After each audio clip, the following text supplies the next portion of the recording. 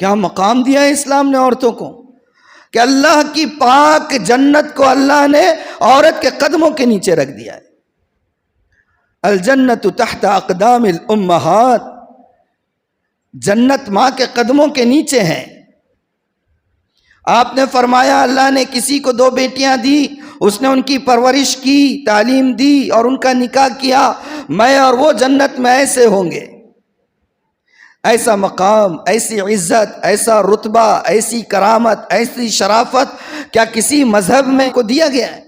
آپ اقوام عالم کا حقوق کا چارٹ پڑھ لیجئے، آپ تمام ملکوں کے دستور پڑھ لیجئے، آپ کو اسلام نے عورتوں کے جو حقوق دیے ہیں کہیں پر نظر نہیں آئیں گے ویسے حقوق۔ آج بڑی تیزی کے ساتھ اسلام پھیل رہا ہے، بہت تیزی کے ساتھ 2 ارب کے قریب مسلمان ہو چکے ہیں، 2 ارب، اور بہت ممکن ہے ماہرین اعدادیات اور شماریات یہ بات کہہ رہے ہیں، اسٹیٹکس والے، کہ اگر یہی رفتار مسلمانوں کے بڑھنے کی جاری رہی تو بہت قریب ہے کہ اسلام دنیا میں پہلے نمبر کا مذہب بن جائے گا۔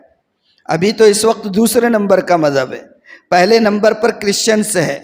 کہتے ہیں کہ جس رفتار سے مسلمانوں کی تعداد بڑھ رہی ہے، اور یہ تعداد بائی برتھ نہیں، بائی ایمبریسنگ آف اسلام ہے، پیدائشی طور پہ تعداد نہیں بڑھ رہی ہے، اسلام قبول کرنے کی وجہ سے تعداد بڑھ رہی ہے۔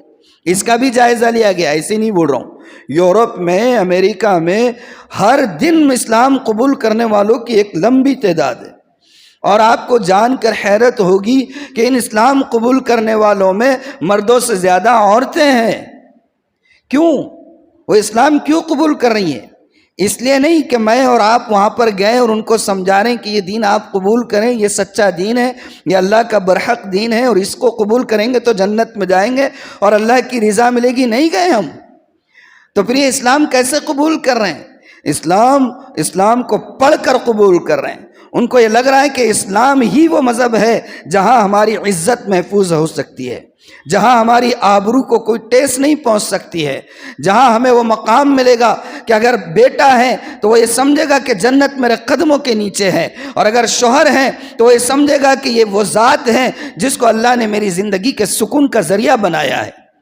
اگر وہ بھائی ہیں اور باپ ہیں تو وہ یہ سمجھیں گے کہ یہ وہ بچی ہے، یہ وہ عورت ہے جس کو اللہ نے میرے لیے جنت کے جانے کا زینہ بنایا ہے۔ یہ سوچ کر، یہ سمجھ کر وہ اسلام میں داخل ہو رہے ہیں، اور تم کہتے ہو کہ ہم یکساں سول کوڈ اس لیے لائیں کہ عورتوں کو انصاف دلائیں، طلاق کا قانون اس لیے لا رہے ہیں کہ عورتوں